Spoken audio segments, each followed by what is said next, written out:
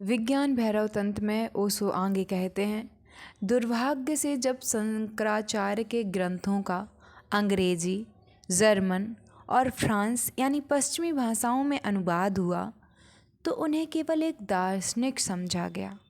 इससे बहुत गलतफहमी पैदा हुई। पश्चिम में कुछ दार्शनिक हैं, उदाहरण के लिए वर्कले, जो कहते हैं कि दुनिया सिर्फ एक सपना है, मन का एक प्रक्षेपण है, लेकिन यह एक दार्शनिक सिद्धांत है। वर्कले इसे एक परिकल्पना के रूप में प्रस्तुत करते हैं। जब शंकराचार्य कहते हैं कि दुनिया एक सपना है तो यह दार्शनिक नहीं है, कोई सिद्धांत नहीं है। शंकराचार्य एक विशेष ध्यान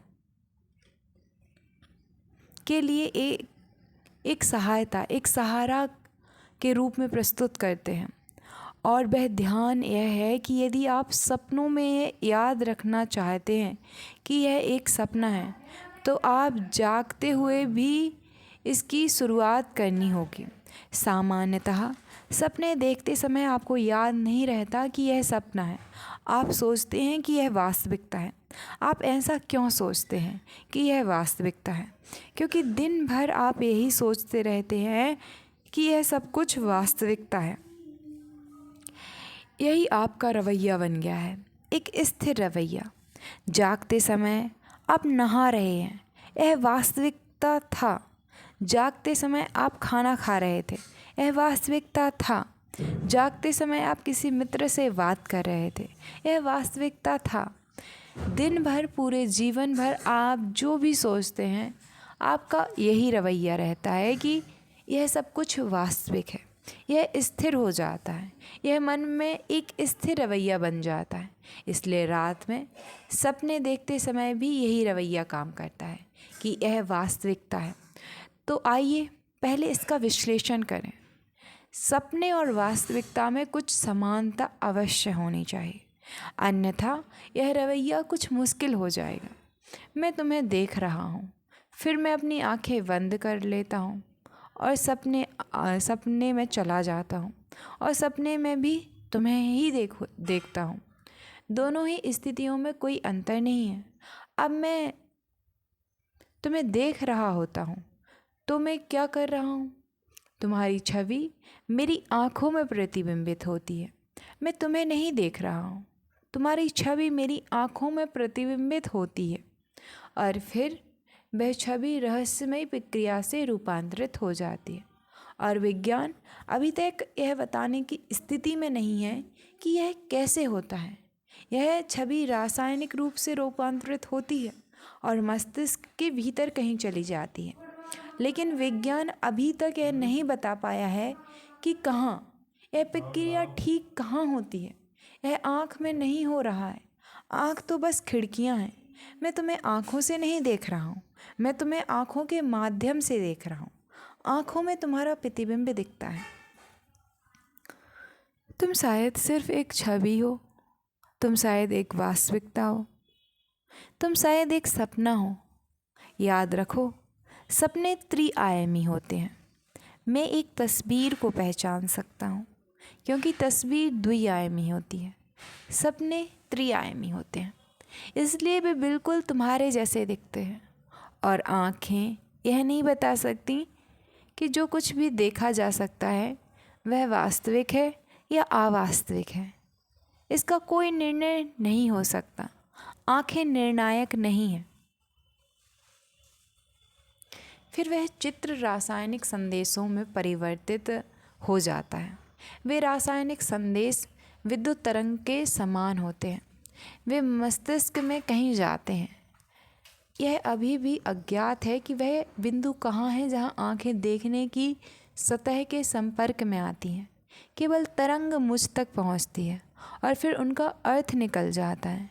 फिर मैं उनका अर्थ निकालता हूँ और इस तरह मुझे पता चलता है कि क्या हो रहा है। मैं हमेशा भीतर हूँ और तुम हमेशा बाहर हो, और कोई मिलन नहीं है। इसलिए तुम वास्तविक हो या केवल एक सपना हो, यह एक समस्या है।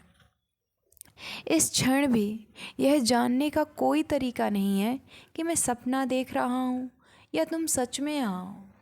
मुझे सुनते हुए तुम कैसे कह सकते हो कि तुम सचमुच मुझे सुन रहे हो, कि तुम सपना नहीं देख रहे हो?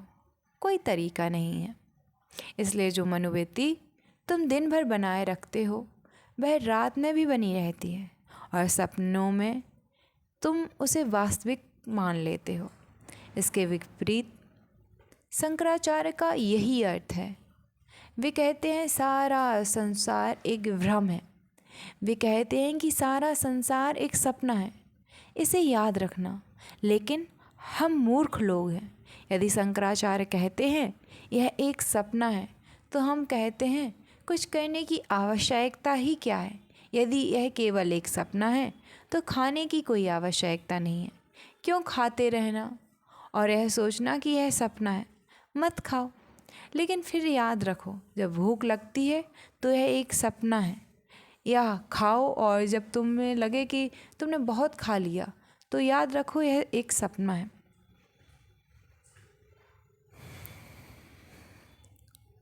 शंकराचार्य तुम्हें सपने को बदलने के लिए नहीं कह रहे हैं, याद रखो, क्योंकि सपने को बदलने का प्रयास फिर से इस झूठे विश्वास पर आधारित है कि यह वास्तविक है। अन्यथा कुछ भी बदलने की आवश्यकता ही क्यों है? नहीं है आवश्यकता। शंकराचार्य बस इतना कह रहे हैं कि जो कुछ भी है वह एक सपना है। याद रखो यह।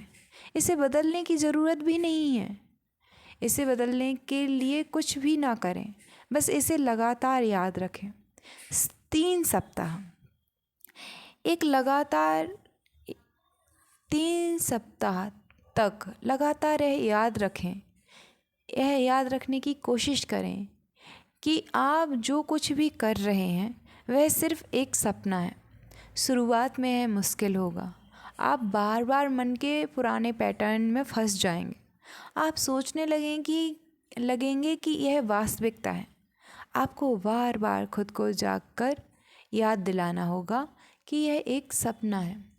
यदि आप 3 सप्ताह तक लगातार इस दृष्टिकोण को बनाए रखें तो चौथे और 5वें सप्ताह में किसी भी रात सपने में आपको अचानक याद आ जाएगा कि यह एक सपना है। यह चेतन और जागरूकता के साथ सपनों में प्रवेश करने का एक तरीका है। यदि आप रात में सपने में यह याद रख सकते हैं कि यह एक सपना है, तो दिन में आपको यह याद रखने के लिए किसी प्रयास की आवश्यकता नहीं होगी कि यह एक सपना है। आप इसे तब भी जान पाएंगे। आप इसे तब जान पाएंगे। शुरुआत में जब आप इसका अभ्यास कर रहे होंगे तो यह सिर्फ एक कल्पना होगी। आप सिर्फ विश्वास के साथ शुरू करते हैं, यह एक सपना है। लेकिन जब आप सपने में यह याद रख सकते हैं कि यह एक सपना है तो यह वास्तविकता बन जाएगा। फिर दिन में जब आप उठेंगे तो आपको नींद से उठने का एहसास नहीं होगा, बल्कि ऐसे लगेगा कि आप एक सपने से दूसरे सपने में जा रहे हैं। तब वह वास्तविकता बन जाएगी। और अगर पूरे 24 घंटे सपने ही बन जाएं और आप उसे महसूस कर सकें और याद रख सकें तो आप अपने केंद्र में खड़े होंगे। तब आपकी चेतना 2 तीरों वाली हो जाएगी। आप सपने को महसूस कर रहे हों। आप अगर अपने सपने के रूप में महसूस कर रहे हैं तो आप सपने देखने वाले विषय को महसूस करने लगेंगे। अगर आप सपनों को वास्तविक मान लेते हैं तो आप विषय को महसूस नहीं कर सकते।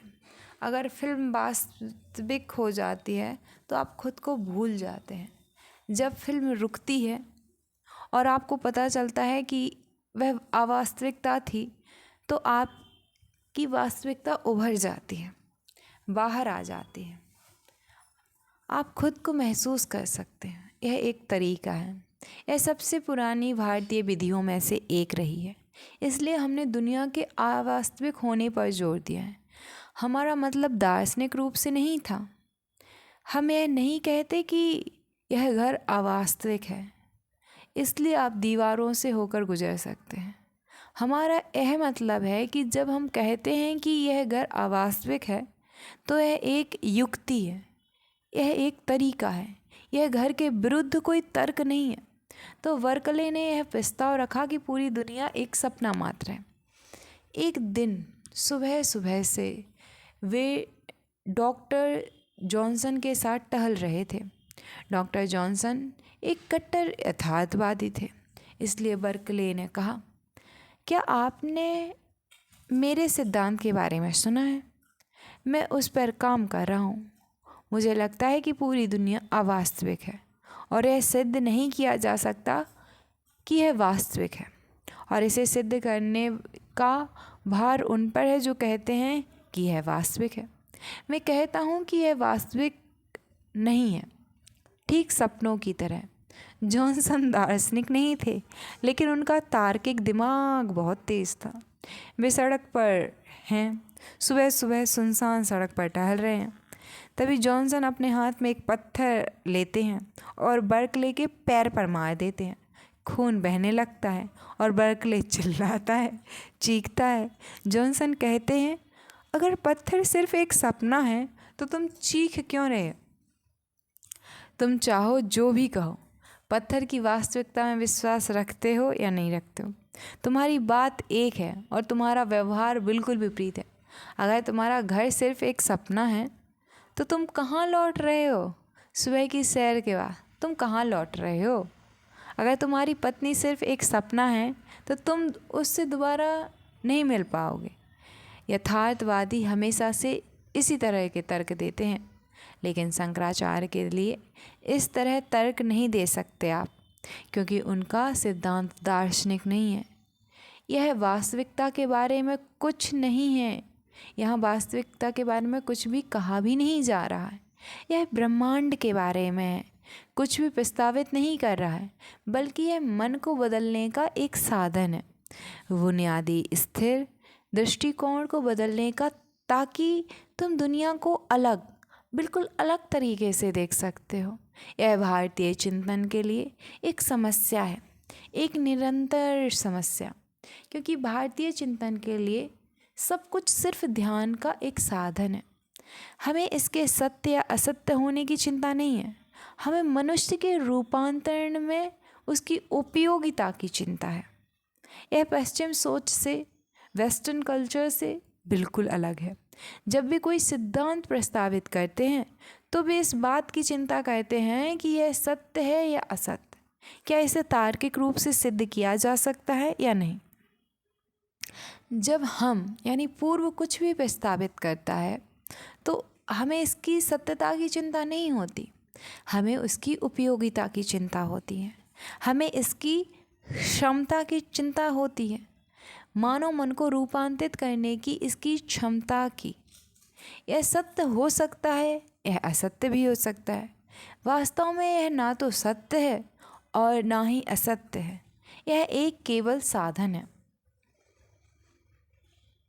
मैंने बाहर फूल देखे हैं, सुबह सूरज उगता है और सब कुछ बहुत सुंदर लगता है। आप कभी बाहर नहीं गए, आपने कभी फूल नहीं देखे, आपने कभी सुबह का सूरज नहीं देखा, आपने कभी खुला आकाश नहीं देखा, आप नहीं जानते कि सुंदरता क्या है। आप एक बंद जेल में हैं। मैं आपको बाहर ले जाना चाहता हूँ। मैं चाहता हूँ कि आप खुले आकाश में बाहर आएं और इन फूलों से मिलें। मैं कैसे करूं?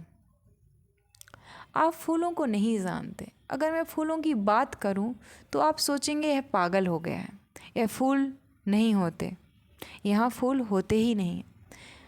अगर मैं सुबह के सूरज की बात करूं तो आप सोचेंगे ये तो दूरदर्शी है, इन्हें सपने और कल्पनाएं दिखाई देती हैं, ये तो कवि हैं।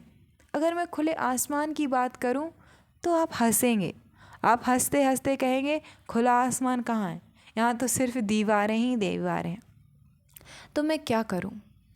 मुझे कुछ ऐसा सोचना पड़ेगा जो आपको समझ आए और जिससे आप बाहर निकल सकें। इसलिए मैं कहता हूँ कि घर में आग लग गई और मैं दौड़ना शुरू कर देता हूँ। ये आप पर असर डालता है, आप मेरे पीछे पीछे दौड़ते आते हैं और बाहर निकलते हैं। तब आपको पता चलेगा कि मैंने जो कहा था वह ना तो सच था ना ही झूठ, ये तो बस बहाना था। आपको फूलों का मतलब समझ आएगा और तब आप मुझे माफ़ कर देंगे।